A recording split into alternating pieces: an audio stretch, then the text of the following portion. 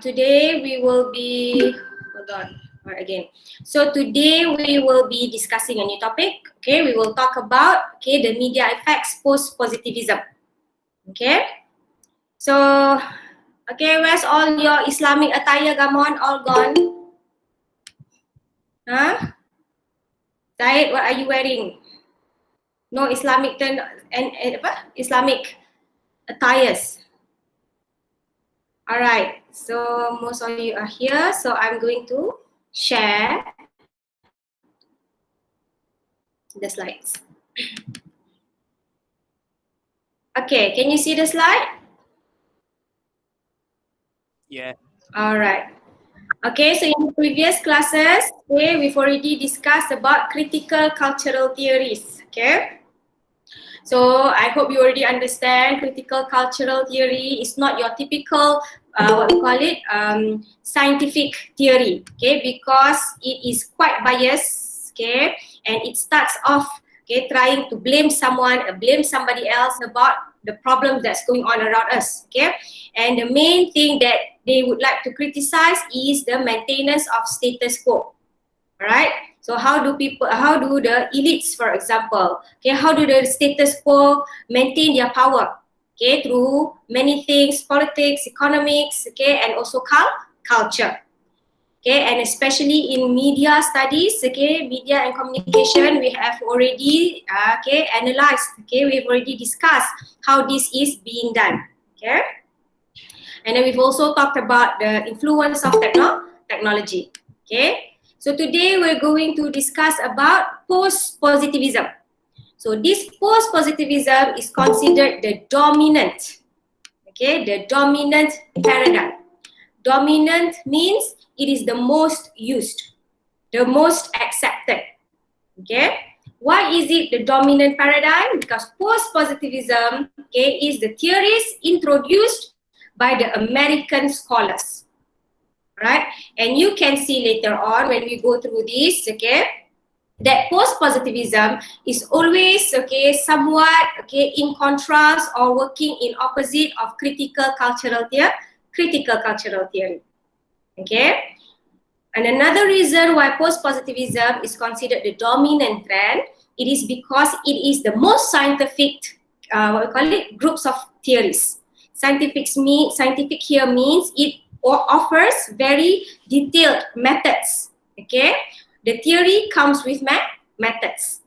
When we talk about critical and cultural, they talk about macro, big things, influence on society, on community, right? But they don't really give us specific ways to find out, it's usually done via qualitative observation, Alright, so as usual, these are the learning objectives. You can read them through, and you can check them after we finish the lecture to see whether you have followed or you understood, what we have studied today, right? So what is this? So what does this image tell you? I guess it's obvious. It's saying, the impact or the effects of social media on individuals, on people, right? In our head, it's always thinking about what's going on in the social media, what to post next, or what to watch next, So if, all of us are very much dependent or very much spending too much time on social media, are we affected or are we influenced by the social media? Are you influenced by the social media? Girls and guys, you cannot deny, of course, even myself, all right? So here, in this theory, it agrees, the theory agrees that the media does affect the people, that the media does assert some kind of influence, right? So this is little Zaid, Your mother is very angry with you at Zaid, because too much time on Facebook. But your mother, too much time on Instagram, But point is, here they're just trying to show you the effects of media, Now, if we were talking about critical cultural theory, critical cultural theory also says, yes, there are effects. Okay, and the effects is very big, in big scale, macro. It's affecting our religion, it's affecting our culture. Because according to critical cultural theory, the media, all of this, Facebook, Twitter, all of this is just an agent of control. It is being used by the status quo. So who's the status quo? It could be the Americans, could be Mark Zuckerberg, it could be Google. Okay, they are all using social media to influence us so that they can have the power. Okay. But if we take, okay, this trend, which is this post-positivism or media effects trend, okay, this theory suggests we cannot make such big assumptions, all right? Because media doesn't affect everyone the same way, okay? Media affects individuals because of their importance, okay, should be the focus of the research. So here it says that media, when we want to study the effects, we look at the individual.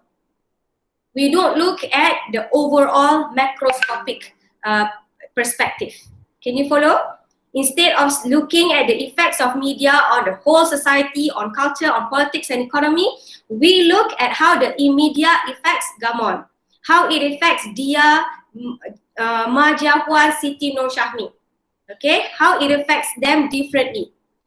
Okay, because when we study individuals, then we would identify, okay, that individuals have, you know, their own lives, their own cultures, their own traditions. So it would be impossible that the media affects everyone the same way. Okay, so here the main difference is that it studies individuals. And because it studies individuals, okay, and it takes a microscopic, okay, microscopic, that means small, okay. If it is individuals, then it's easier for you to do the research. Okay, it is easier to study Gamon than to study, okay, the whole Muslim, what we call it, population. Okay, it's easier to study students at the International Islamic University Malaysia than to study all the teenage boys in the world. Can you get what I'm saying?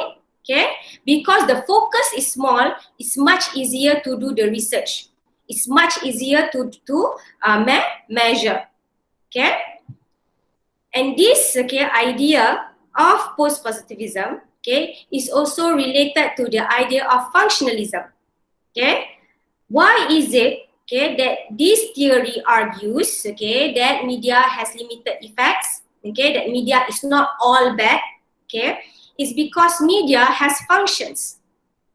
Okay, and if we look at it, okay, it believes that, okay, we are all part of a social system, okay, and living organisms whose various parts work or function together to maintain essential processes. That means that media industries or communication industries has its function. Okay, what are its functions? For example, it is to inform, okay, it is to entertain. So if entertainment is a function, okay, obviously entertainment is important, right? If not, we are all going to be crazy because, okay, we're going to have a boring life. So you cannot say entertainment is wrong or entertainment is bad, because entertainment is a function. It is part of an essential process. As humans, we need to be serious, but at the same time, we need entertainment. Can you get what I'm saying? All right. So this is actually to justify, okay, that the media is not all bad. Not like what critical and cultural studies is saying. Critical theories, for example, say, okay, why do American media gives us so much entertainment? Because they want to divert our attention from the important things. That means, okay, we like to be obsessed with media, with entertainment, that we tend to forget other more important things in the world. Okay, so that's the idea of critical theory. But here with functionalism, it says there's nothing wrong with entertainment. Okay, there's nothing wrong, okay, liking music or liking watching movies, because that is a function. Okay, if you want, okay, if you say that media, for example, entertainment is wrong, okay, basically what I'm trying to say, entertainment is part of a bigger, what we call it, function. Okay, to get education is not the role of the media, for example. To get education is the role of the education system. That means everybody must play their part. Can you follow so far? Alright, so here I'm talking about trying to make you understand, okay, what are the fundamentals or the basics of post-positivist. Okay, and post-positivist also believes, okay, that we are all part of a, what we call it, part of a system. Okay, the theory that examines the mass communication process as composed of interrelated parts that work together to meet the same goal. Okay, that means here, okay, media or communication companies or systems, okay, is composed of a lot of parts, a lot of categories. Okay, for example, when producing film or talking about the film industries, you have those groups who produce the film, you have those that market the film, and then you have those who watch the films. Okay, so they are different parts of a bigger system. So when you want to study the film industry, you cannot be studying all of them in one go. You must probably only be able to study one of these parts. Okay, so here again tells you about how, okay, this post-positivist theory focuses on microscopic relationships. Okay, because it doesn't, okay, it believes that everything is part of a system. Okay, so you cannot blame one person for everybody's mistakes. Can you follow? All right. So here are the guys, the white guys, okay, who introduced, okay, the idea of empirical research. Now you need to flash back a bit. Remember when we studied, okay, mass society theory, okay, mass society talks about, okay, powerful effects. It believes that the media gives negative effect to everyone. Okay, it's turning people, making people dumb, for example. Okay, but as time progresses, okay, you must understand, okay, that this theory, post-positivism, is essentially a Western capitalist theory. Okay, what do we mean by Western capitalist theory? Okay, because it adopts the idea of the American culture. Remember I gave you the context, okay, America during mass society, okay, it's industrialization, okay, they are working on commercialization, it's all about building the economy, okay. So this, okay, idea also influenced these American researchers like Paul Lazarsfeld and Carl Hoveland, okay, because they do not see why people would think that the media is a problem. Because they see a commercial potential with the media. Can you understand? Okay. And they believe, okay, that the media is impossible that media gives such a bad negative effect. And they are, okay, the scientists. Remember, we use the word social science, social scientists. And they say for any argument that you would like to make, or if you want to blame the media for any effects, it must be proven. How to prove it? Via scientific methods. Okay? So you have like Paul Lazarsfeld here. He was a pioneer in the use of survey research to measure media influence on how people thought and acted. His surveys provided increasing evidence that media rarely had a powerful direct influence on individuals. Can you understand here? When we study critical theories, we hardly mention about methods. Okay, we talk about all these grand assumptions, okay, and we blame the media for maintaining the status quo. But we never really talk about measures, okay, about how to prove those what we call it, assumptions. But so this is the problem, okay, that Lazarsfeld says you cannot follow critical theory, you cannot follow mass society theory because they're just making assumptions. To do, okay, everything must be based on research and evidence. So he proposed survey research. Now, survey research today enable us to find out, okay, how people perceive things, okay? Can you understand? So this is what we mean by microscopic. You cannot survey everyone, but you can survey a group of people. That's why when you study research methods, you need to do sampling, right? Okay, so sampling here is one of the ways, okay, the method that they use, okay, to collect evidence. And you have Hoveland. He used experimental methods, okay? So he also found when you use methods that media lack the power to instantly convert average people away from strongly held beliefs. Now, you must understand also the logic, all right? First, okay, this theory focuses on individuals. And then this theory says, okay, that if you want to make an assumption, you must prove it. So prove it via scientific methods. Now, if, okay, I were to make an assumption, okay, that the media has a negative effect on all students in UIA, okay, I can make that assumption. Or I just make that assumption based on what you wear, okay, or I make that assumption based on how everyone is only watching Netflix and not watching anything else. I can make that assumption, but that is very large assumption. Okay, if I make that assumption, then obviously I can say that media is very powerful. But on the other hand, okay, if I were to say I want to use methods, I want to prove, and if in order to prove, I have to study small groups of people because I cannot study everybody in UIA.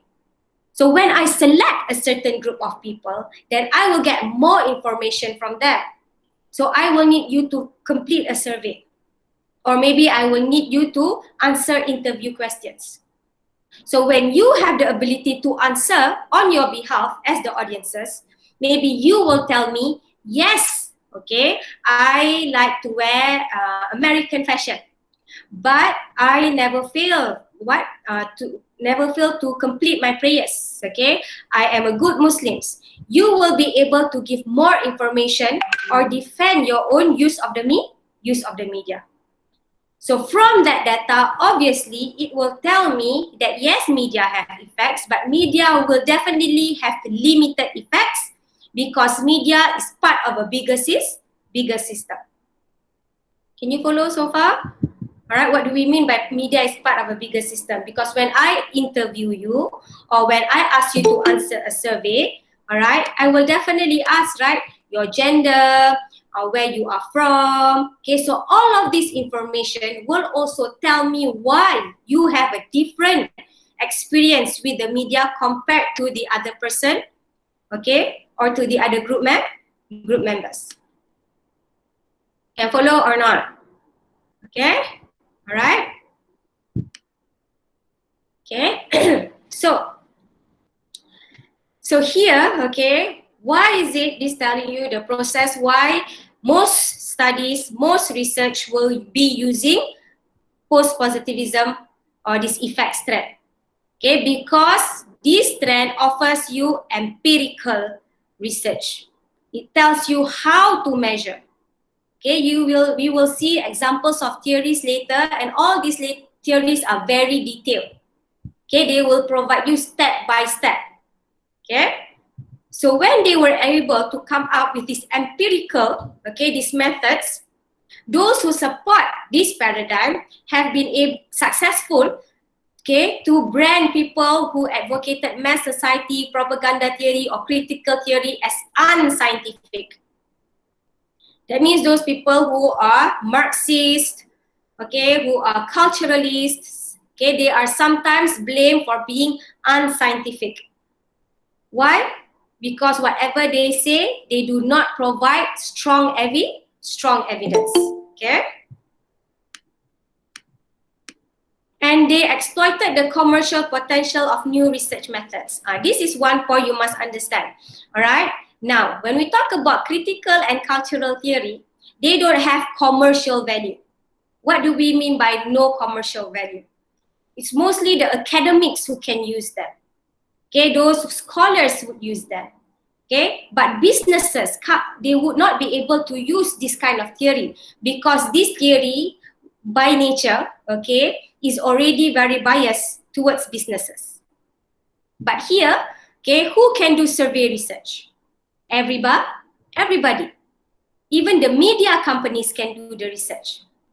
Media companies can use these theories. Can you understand? Because media industries, okay, can benefit from survey research.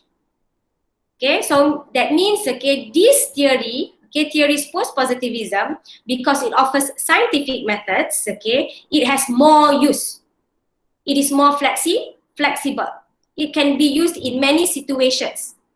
Okay, you know how PR, for example, they will do public opinion research. Okay, marketing, they will do brand research. Okay, so all of this is part of the post-positivist trend. Okay, so media companies, for example, then began to sponsor and eventually conduct their research. So media companies, okay, started to pay researchers, started to pay academicians, they started to pay lecturers, for example, okay, to do research for them.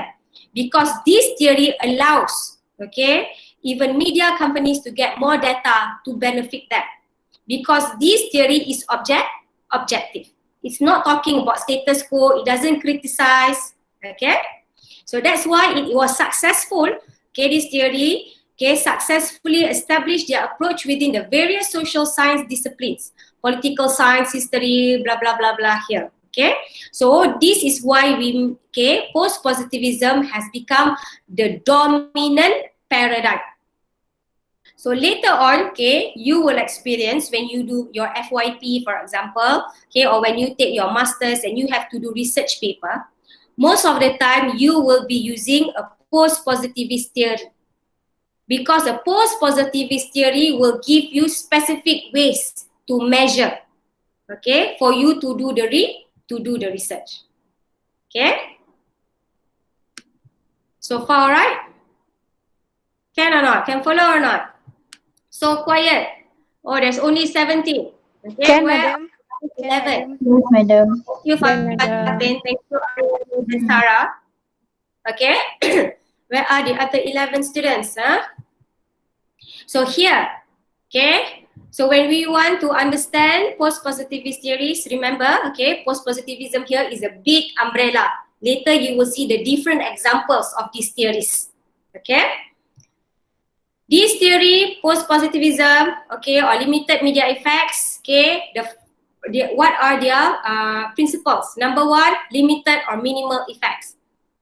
Okay, that when you do the theory study, you do the research, okay, when you adopt this theory, you will find that media has limited effects, not major effects like critical theory. Okay, so this theory will acknowledge individual differences. Okay, so it's okay, all right, it's okay to drink Starbucks. Okay, come on, can drink Starbucks, okay, according to post-positivism. Because Starbucks is just one part of Gamon's life. Okay, remember, it's part of a bigger system. Okay, Gamon drinks Starbucks, but he only eats he only eats nasi campur. So that means he's balanced. Okay. And it talks about, but when we study, although when we say that individuals are different, most of the time, okay, we belong to a particular social category. So the idea that members of a given groups or aggregates will respond to media stimuli in more or less uniform ways. So here is they explain how they do the research. In post-positivism, okay, they argue, yes, okay, everyone is different. So that's why you need to study individual. But if everyone is very different, that would be very problematic as well. Okay, then you cannot find a trend. Okay, so but this study so argue, although we are different, most of the time we belong to a particular social category. What kind of social category? We belong to an ethnic group, or we belong to a particular religious group, or a particular interest group. So when we want to do a research, we need to do sampling, right? You know the notion of sampling, the idea of sampling. So sampling is based on the idea that individuals come from social categories. So when we want to study the research, we will identify individuals that are almost similar. Okay? And this theory also is inductive. What do we mean by inductive? Inductive means it starts small. The study focuses on individuals. They survey 100 people, for example. Okay, they survey 100 IRK students. But from this result, they can make large assumptions. Okay, from their study of how students at the Department of Communication are influenced by Netflix. Okay, that's one small group. Okay, but when they already get the data, they can induct. That means they can make bigger assumptions, and they can say, for example, okay, if the students in communication in IRKHS are affected by by Netflix, are influenced by that Netflix, we can assume that all of the students in the UIA would probably be affected the same way. So this is what we mean by induct. Can you follow so far? All right. When we talk about critical cultural, it is deduct. That means from big to small. Okay, what do we mean by big to small? Critical theory starts off with making big assumptions. Everybody, the media is maintaining status quo. They've already made the assumptions. So this is why, whenever they see, for example, Gamon wearing a Western clothes, and he say, see, it's proven. You look at that one guy, he's already wearing Western clothes. Oh, it's because what? It's because the media does that. Can you follow? From big relationship, you deduct. You try to explain how it happens to everyone else. On the other hand, with inductive, you look, you study a small relationship and you can make bigger assumption and relationship. Okay. And here, later on, when we discuss the different types of theories, we call them middle range theory. Middle range means what? That these theories do not try to make, big assumptions. It is not grand theory. What are grand theories? Critical theory is a grand theory. Normative theory is a grand theory. They talk about big relationships. Here, the only middle range theory only try to explain specific relationships. Okay, so middle range theory composed of empirical generalizations based on empirical fact. So for it to be empirical, obviously the relationship has to be small. Okay, all right. Can or cannot? Cannot. Yes. Cannot. All right, follow so far? Okay, now all of these things that I've just discussed with you are basically the foundations or the characteristics of post-positivism. Okay, now I give you an example of a post-positivist theory, the two steps flow theory. This is a very popular theory. Okay, very popular, very often used. Okay, what is the two-step flow theory? So this is a theory that is being used to explain how media influences, the audience. Okay, so if we take critical theory, they just say media influence audiences. Media influences the public, but it doesn't tell us how. Okay, but here they try to explain how.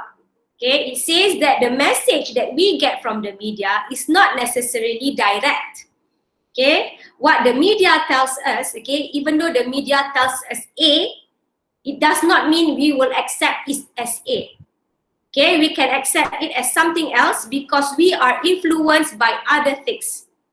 And these other things could be the gatekeepers or the opinion leaders. That means when information comes from the media, there is two steps. First, it goes to gatekeepers, and then all the opinion leaders, then only it comes to us. So that the meaning that we get from the media content is actually influenced by the interpretation given by the gatekeepers and the opinion leaders. So who are the gatekeepers? Okay, so in this theory, people who screen media messages and pass on those messages and help others share their views. Now, who can screen or can censor, okay, content? So who can censor content? Gatekeepers. Gatekeepers mean, you know, right, the idea of gatekeepers? Okay, the gatekeepers who allows the information to pass or not pass. Okay, pass through. So gatekeepers, who are our example of gatekeepers? Probably the government. Okay, I can say, okay, oh, the Netflix is very bad, very evil, it's all of Western content. Okay, and it's badly influencing all the Muslim children. Okay, but it depends, okay, because sometimes different countries have different regulations and different rules. Netflix in Saudi Arabia probably have different content from Netflix in Indonesia or Netflix in China. If China got Netflix, I don't think China got Netflix. All right, Netflix in some other countries. So the message or information that's coming from Netflix is different to these different groups of communities. Because why? Because each of these community have gatekeepers. Can you follow so far? Yes. All right. So the government, right? Who else are gatekeepers? What are the gatekeepers? Your mother, your parents. My parents. Yes. Okay, mothers are the best gatekeepers. Okay, IUM, security. Yes, and then they throw away the keys. Okay. So your mother say, oh no, Christina, too much Netflix. Okay, binging for 48 hours straight. Okay, she said no more Netflix. I didn't even watch Netflix. Okay, you don't watch, your mother very smart. So point is what? The mothers will choose, or the mothers can lock, right? Okay, Christina can only watch kids Netflix. Okay, so that is gatekeepers. So you cannot make grand assumption that Netflix have the same influence on everyone because different people, different society have different gatekeepers. Can you follow? All right. Okay. So this is an example. Okay, how the theory is very specific. It tells you what to study. Okay, it tells you about the process. Unlike critical theory. And sometimes what we get from the media is not just influenced by gatekeepers, but also by opinion leaders. Okay? So who are opinion leaders? It could be anyone that we look up to. Okay? Opinion leaders. It could be your brother. It could be your friend. Okay? It could be that popular girl. Alright? For example, when we talk about fashion, okay, it does not necessarily mean when you watch Netflix, you're going to dress like the Westerners. Okay, but most of the time, you are influenced by probably a classmate that you find to be very attractive and you like the way he or she dresses. Okay, and you tend to follow the way he or she dresses, that he or she is the opinion leader. Can you understand? All right. Most of us, right, we work via what we call it interpersonal relationship. So influencers can come from opinion leaders. Okay. And then only the message will go to the opinion followers. So who are the opinion followers? Okay, everyday people. Those who finally got the message. Here. Okay. So this is Netflix. Okay. So who's watching Netflix? Okay.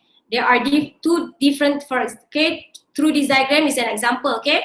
There are two opinion leaders. You have one Ustad here, okay, and then you have Ahmad Dia here, okay. So the Ustaz when watching Netflix, he say, oh no, haram, very bad things, okay. He says, okay, to the people here that follows him on his Facebook, okay, you follow any Ustaz on Facebook? Usama, do you follow Ustaz on Instagram or social media? No. Adi Fayat. Adi Fayat? Tak pernah dengar pun. Are you sure he's a legit Ustaz? Ustaz Usama. Ustaz Osama, lagilah sesat here. Alright. Okay, so for example, okay, Usama is here and then he follows Ustaz, siapa popular Ustaz? Oh no, Madam don't know Ustaz. What is UAI? Ustaz Azhar Idrus. So he follows Ustaz Azhar Idrus and Ustaz says, oh, okay, I've watched Netflix a few times and I think it is very dangerous. You must discriminate. You can only watch only the cartoon or only watch to grow. So here, all these followers have already, okay, made a different kind of assumption, okay, and get a different message from Netflix. Can you follow? Okay. On the other hand, your opinion leader is a social media influencer. You like to follow, okay? Just say lah, Ahmad Dia is a social media influencer. Okay? And this social media influencer says, oh, pardon? Have all of you watched, okay, what is the most popular TV series nowadays? I don't know. Okay, on Netflix or something, okay? Al Jazeera. Yeah, right. Okay. How about the issue of Al Jazeera? How to condemn Al Jazeera now, okay? So here maybe it says, oh, have you watched, okay, the 13 reasons why? It's so cool. I like the way the actors dress.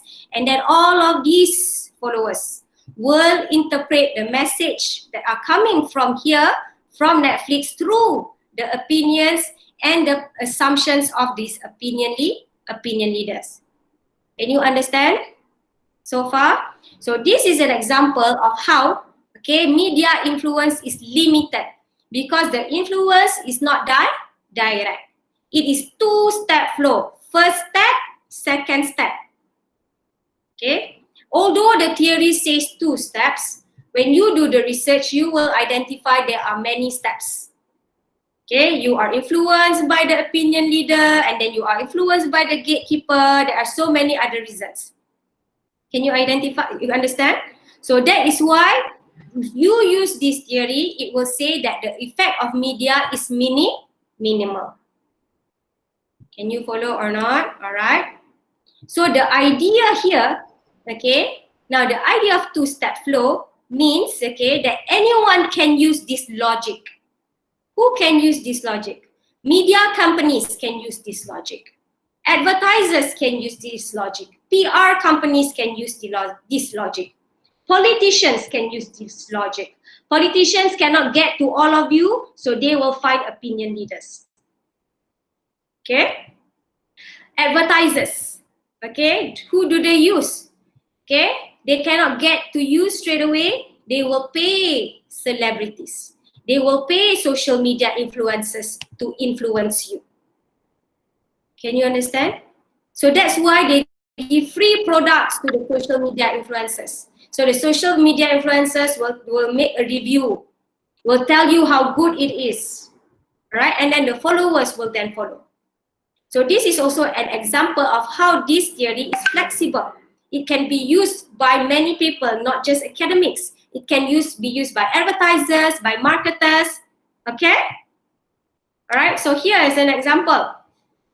Okay, as you can see, I only take old people as the examples. Brad Pitt, David Beckham, Jennifer Aniston. Okay, probably very old to you people, okay? But these are my generation, okay? So it means here why, okay? Adidas is probably not appealing enough, okay? It must be worn by David Beckham because he is a very popular sportsman and he has a reputation. So he has a fan base, I think 50 million or something on his Instagram. So when David Beckham wears Adidas, an Adidas jacket or an Adidas sneakers, 50 million people on his Instagram will see it. Can you follow what I'm saying? So the influence is not direct. It's not Adidas to the audiences. It is Adidas to David Beckham, David Beckham to the audiences. 2-step flow. Can you understand or not? Okay. Yes, madam. So here, smart water. You know what smart water? It's just like mineral water. Okay? But with very good marketing. I don't know, okay? It's not here in Malaysian market just yet. Okay? But when they first market this water, smart water, it was not so successful until they paid Jennifer Aniston to help them sell the water. Okay? So I don't know what is her appeal, but this has become a very popular product that people are willing to pay a lot of money to drink smart water. But it's just water. But because the opinion leaders. Can you understand or not?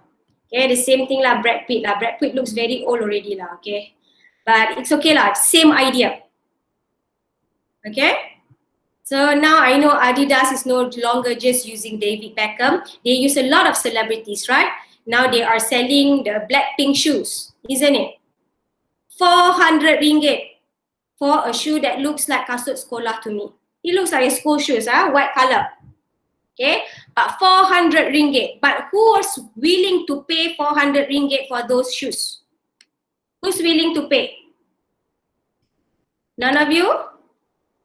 Okay, probably, okay, Gamon will pay because Gamon is a blink. Are you a blink, Gamon?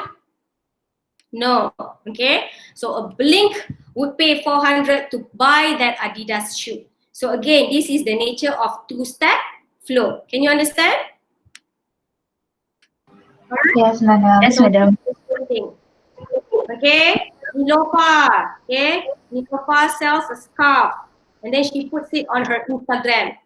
Okay, and then I see her Instagram. I say, cantiknya the tudung. Okay, and then I go and buy the tudung. Then I realize it's not the tudung that is cantik. It's Nilofa that is cantik. Because when I wear it, that I don't look like Nilofa. Okay, but point here is what? Nilofa here, social media influencer. It takes 2 steps for the influence to reach the masses. Okay. So, okay, what are the strengths? Okay, it talks about in the where effects can and cannot occur. Can effects be controlled? Yes, if you have gatekeepers. If your opinion leaders do not agree with the message that is being sent, okay? And it stresses the importance of opinion leaders, okay? It is inductive and it challenges the simplistic notions of direct effects.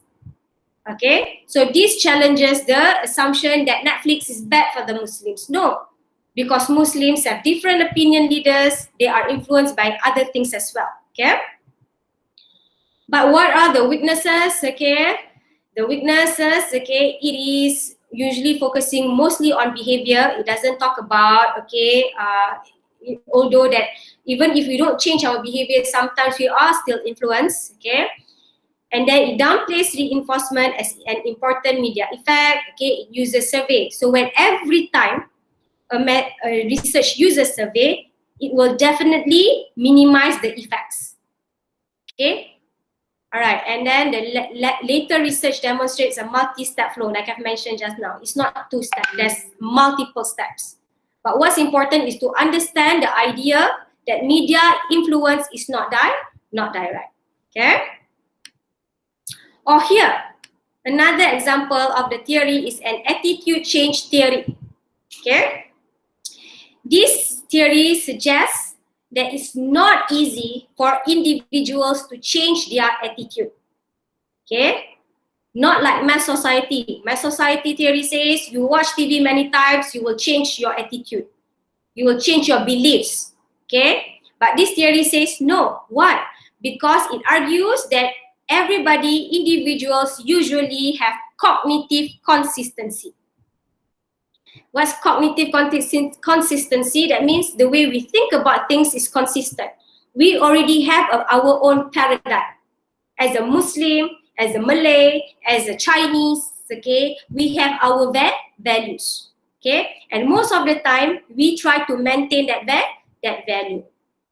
Okay, and if anything, okay, if the information is inconsistent, does not work well with our already held attitudes, it will create some kind of dissonance. That means we will feel uncomfortable. And because of that, most of the time, we will try to avoid ideas, content, or images that go against our attitude, our beliefs. Okay? So how do we do that? Because we will then adopt selective processes. Okay? Now, can you understand here? That is again why I say that positivist theory is very systematic. And it offers you step by step. It always have breakdowns. It tells you in detail how the effects occur. Two-step flow tells you effects occur via gatekeepers and opinion leaders. But this theory, on the other hand, says effects, okay, effects does not occur easily because of all of these processes that people adopt. Okay. Cognitively, we want to be consistent. We don't like things that are against our values. Because once we get ideas that are already against our values, we will feel uncomfortable. So to avoid feeling uncomfortable or discomfort, we will adopt selective processes. Okay, what kind of selective processes? We will expose, okay? People tend to expose themselves to messages that are consistent with their pre-existing attitudes and beliefs. We would usually just watch what we already like, okay? What is already consistent with our beliefs, okay? And people have selective retention. The idea that people tend to remember best and longest those messages that are meaningful to them, okay? We only retain information that agree with our beliefs, okay? And if the idea is strongly different from our beliefs, okay, we will adopt selective perception in which, okay, we will try to alter the message so that it becomes consistent with our attitudes and beliefs. Okay, so very confusing, right? Okay, too much steps. Okay. First, the idea is just, okay, you must understand that this theory suggests effects is minimal. Why is effects minimal? Because people will always hold true to their own beliefs. Okay, because of all of this. They do not want to experience dissonance. So because of this, okay, it is not very easy to change people's attitude. Now, this is an example of how the theory can be applied. Okay, they talked about the relationship between drug use and racism. Here, okay, if you can read this, okay, it talks about the cases of these few white people, Charles Stewart, Susan Smith, Bonnie Swinton, Ashley Todd, and many others. So they were drug addicts. But when they were caught by the police, all of them told the same lies. They claimed that another black person, okay, was the criminal and not them. And when they made those lies, they were believed by the police. Okay, and when these stories became news, they were believed by the public. Now, the question here, why is it so easy for white people to blame black people when it comes to crimes? When the fact shows here, they argue that the fact is that actually when it comes to drug problems, okay, white people are more highly, susceptible to be drug addicts. Okay, here they say only 5% of African American teens are involved with drugs, whereas 9% of white teens. Almost 10%. That means every 100 white teenagers, 10 is involved in drugs. But the images that we see in the media are always the blacks that are being involved in this idea. Now, why, okay, you may find, is it true, okay, that black people is less involved in drugs? Okay, now if you feel, is that true? That is already what we call cognitive dissonance. Because then it means that you already have this held belief that white people is less involved in crimes compared to black people. Can you get what I'm saying? Okay. because we already have these ideas, okay? Not just in America, I think it's a global thing. We have this imperialized idea that white people are better, okay? So here, okay, this research shows, okay, that it is hard for people to change their ideas, their attitudes towards the blacks, because they already have this cognitive consistency. And who has this? Who supports this idea? The media then supports this consistency, because the media then also tells them, okay, reports that about blacks who are using drugs, but they do not report about white people that use drugs. Can you follow so far? So that relates to selective exposure, because we are only exposed to the news that tells us, okay, black people are drug addicts and not white people. Okay, so far can follow or not? So because of our attitude, okay, our inability to consume new ideas, that is why it's really hard to change people's attitude. Okay, so this can help explain, okay, why in America there is still very strong racism, okay, because it is not easy to change people's attitude. That people will adopt selective exposure, selective retention, and selective perception. We only like to see what we already know and what we believe. Can understand? Okay. So here again, okay, it tells you what? Media is minimal effects, because there are situations where media can and cannot have effects. Okay, for Muslims, for example, okay, we watch all these American dramas, we see how they portray, for example, homosexuality. Okay, to some, okay, it says, yes, Muslims are watching these movies, okay, they are exposed to sexual relationship on the media, but it does not make them homosexuals. Why? Because the Muslims already have this consistency, they already have these values in them. Okay, I'm talking about generally. Okay, so mostly the Muslims, when they see homosexual relationship being portrayed in the media, okay, they will tell themselves, oh, this is not for me. Can you understand what I'm saying? All right. Then they will be selective exposure. That means, yes, they will watch the whole movie, okay, but they will not accept that, what we call it, idea of homosexuality. Can you follow what I'm saying or not? That means when we watch the content, we are selective, because we still hold true to our ideals, okay, cognitive consistency. Can understand? All right. So this provides insights into influence of individual differences and group affiliations in shaping media influence. So here again, this is the idea of system just now that I tell you, that the media is only one part of the system. That when media influence us, okay, the media is only one part. Other things influence us as well, our religion, our culture. So when media wants to influence us, it is competing with all of these other, what we call it, components. Okay?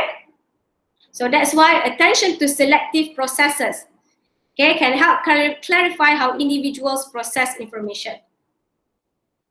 Okay? What are the weaknesses? Experimental manipulation of variables overestimates their power and underestimates media power. Okay, so here sometimes, okay, when we use this theory, it appears as if the media is really powerless. Okay, because you say, oh, the audiences use selective exposure lah, selective retention lah, so many process.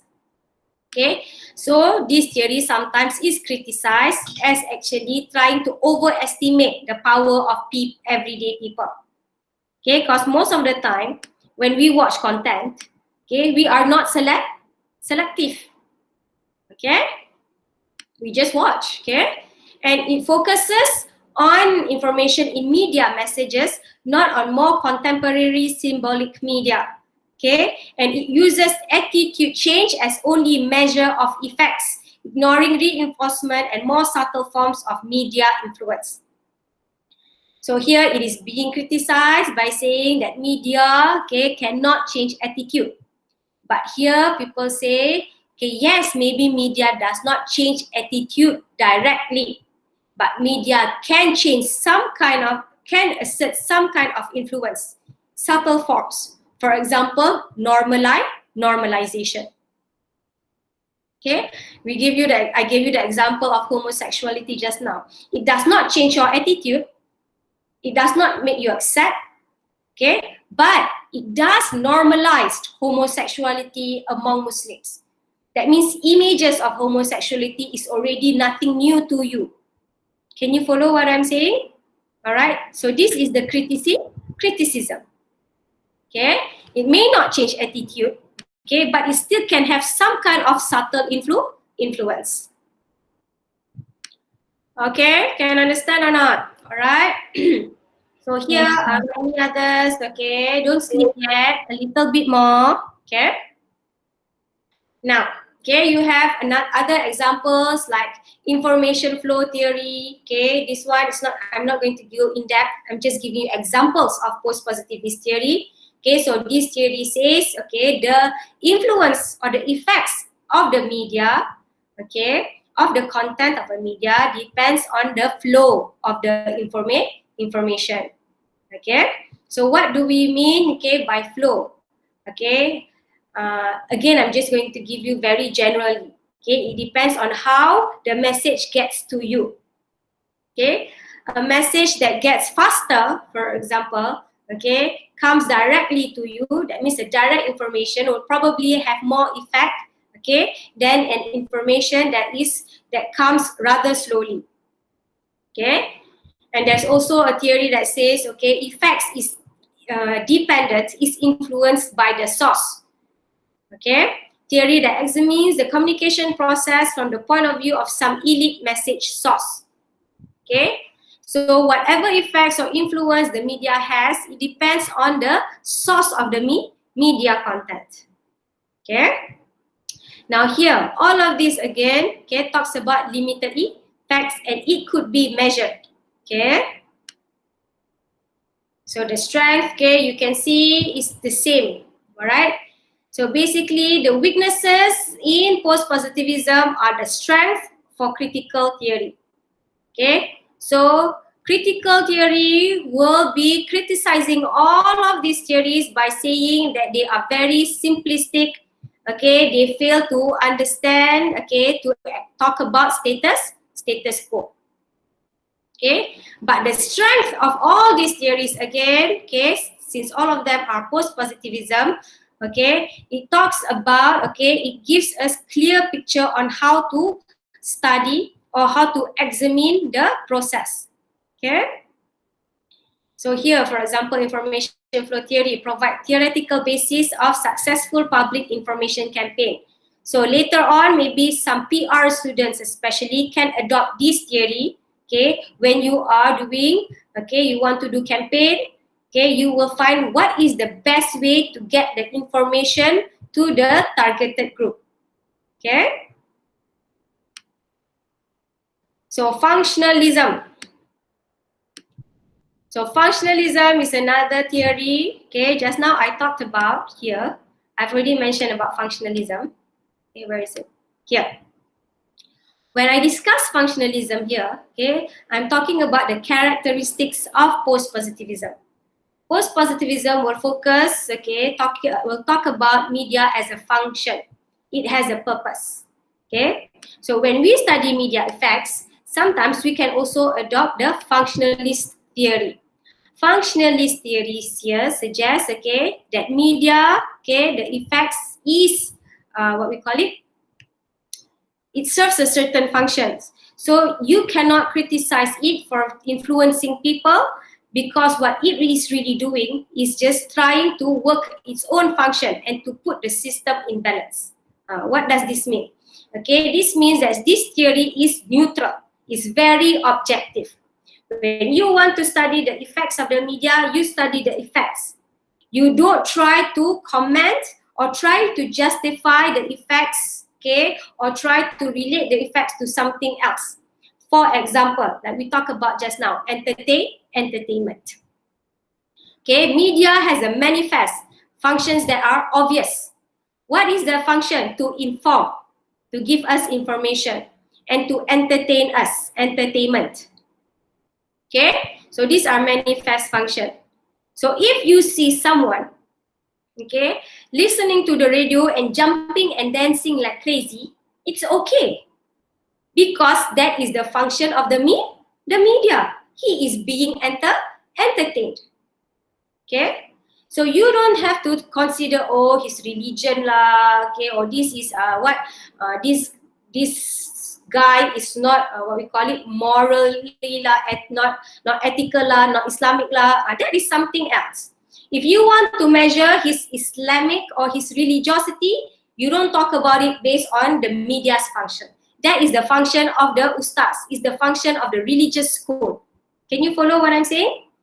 Okay, so we focus on the function of the media. It's very neutral. Okay, so if somebody listens to the music, listens to the radio and becomes very happy and is dancing his head off, okay, that means the media has served its function, successful function. Okay, but media also sometimes have latent functions, unintended and less easily observed consequences of the media. Okay, latent functions that basically manifest, you see him as very happy, jumping up and down. But probably also, okay, the other function is that this guy is releasing his stress, okay, or he is having a problem. So by dancing and listening to the music, it is actually helping him go through his life problems. Can you follow?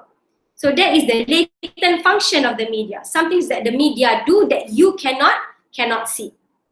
And again, we don't comment or criticize on this latent function, okay, because this is how the guy or the individual makes use of the media, okay.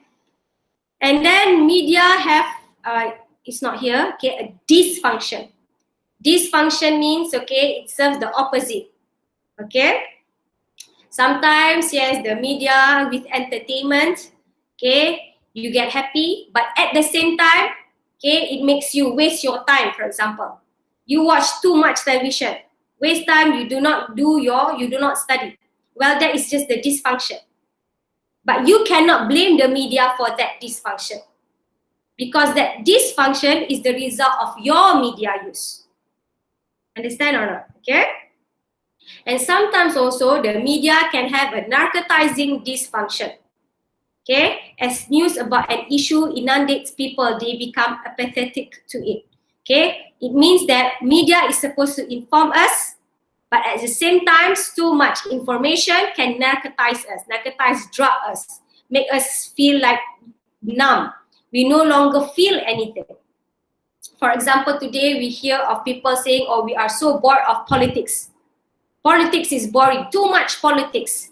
Why? Because the media is feeding us with too much political news that we tend to have, okay, the opposite reaction.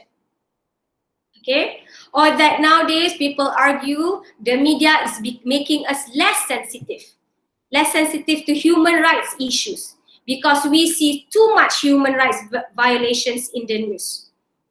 Okay? When we see the Palestinians, for example, yes, we pity them, but that's it. We no longer feel anything because we have already been narcotized. We see it every day. They tell us all the time about what is happening to Palestine, that we feel, oh, we acknowledge, we feel sorry, but that's it. We don't really take any action, okay, because we are merely informed.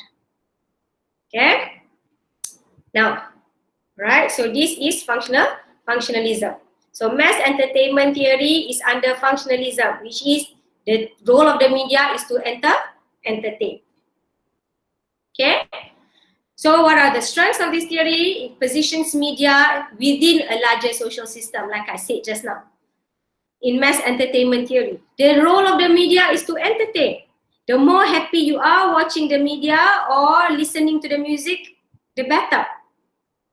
Okay, because it means the media has served its function. But if you've been watching television, okay, and because you watch TV so much, you forgot to pray, you cannot blame the media. Okay, because the media's function was to entertain. Were you entertained? Yes. But did you pray? No. Why not? That's probably the problem, okay, with your religious background. Okay, it's probably a problem, other problems. It's not the media's fault. Okay? So that is why it offers a balanced view. Okay, and it allows for empirical research because it already tells us these are the functions of the media. So if you want to study, you look at these functions. Okay? So here, again, weaknesses, okay, it overly accepting of status quo. We've already discussed this. Okay, it asserts that these functions, okay, just now we talk about media dysfunctions, balance the functions, okay. We cannot say it is balancing, okay, if it's dysfunction, if it's negative, then it is negative, okay. So, but the problem is it rarely permits definitive conclusion about media's role in society, okay. If we just agree, oh, media is to entertain, it's okay, everybody become happy, then we don't talk about what is the role of the media. Okay? Media cannot just be a source of entertainment. All right. Okay, so all of you have been very quiet in today's lecture. I don't know, I guess you're very positivist. Okay, very positive. Okay. Just not to confuse you, is what's the most important is you understand that this theory is the dominant paradigm because it suggests media effect is minimal. Why is it like that? Because it suggests that if you want to make any assumption on the relationship between media and people, media and society, it must focus on the individual. Because when you focus on the individual, you can measure. You can use survey, you can use experiments. Okay? And this is the opposite of critical cultural theory, where they make big assumptions. Okay? So under post-positivist theories, there is a lot of theories. Okay? I'm just giving you probably not even 1% of the examples. Okay? But most of the post-positivist theory, you will notice they will always give you very detailed step-by-step process.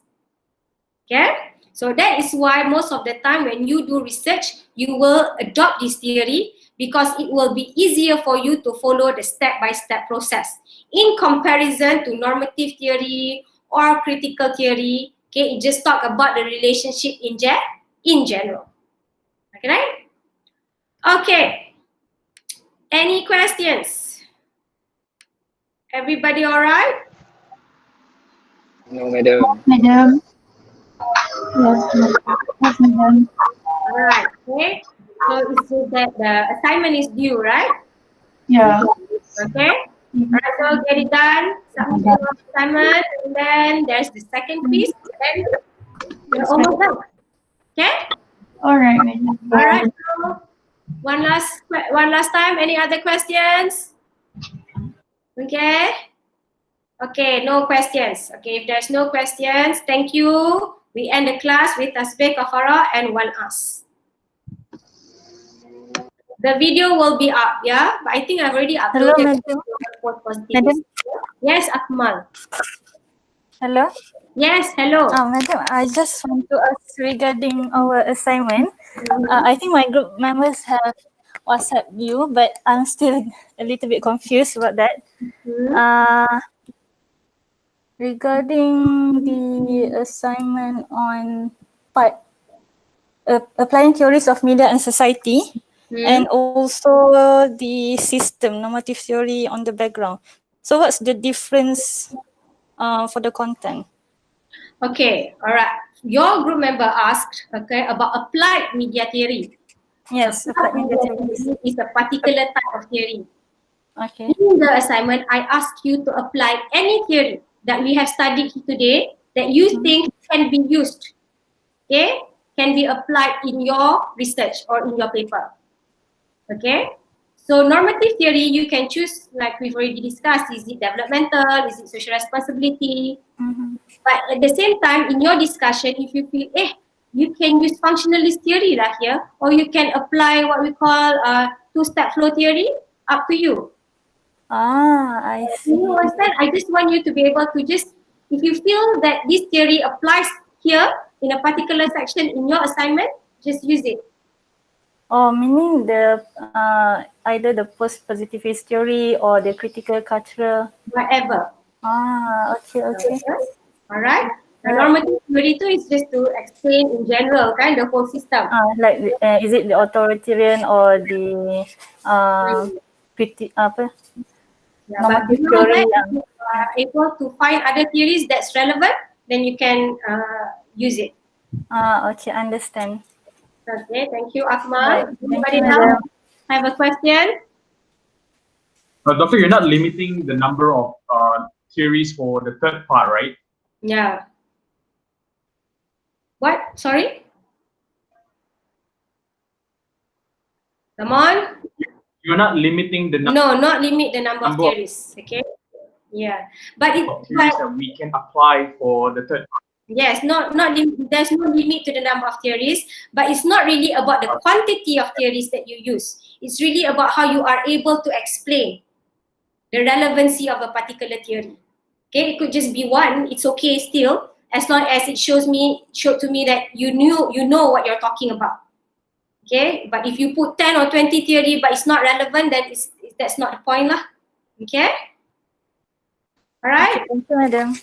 Okay, thank you. Any more? Okay, alright, no more. Okay, so thank you. Okay, we end the class today with Tasbih, Kafara, and Wal'as. Okay, Assalamualaikum. Thank you, madam. Thank you, madam.